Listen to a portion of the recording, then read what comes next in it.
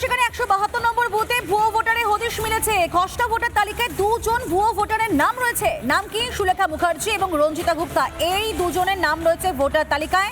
তবে এই দুজন ভোটারে কিন্তু কোনো হদিশ নেই এলাকায়। এই দুই ভোটারকে চেনেনি না এলাকার বাসিন্দারা। অভিযোগ খতিয়ে দেখছে জেলা প্রশাসন। এসআইআর শুরু হওয়ার পর থেকে এভাবে কিন্তু বিভিন্নভাবে দেখা যাচ্ছে ভুয়ো ভোটারের হদিশ মিলছে গোটা রাজ্য জুড়ে। এবার মঙ্গলকোটে সেখানে 172 নম্বর বুথে ভুয়ো ভোটারে হদিশ মিলল। বিজেপি বিএলএ 2 কি জানিয়েছেন শুনুন।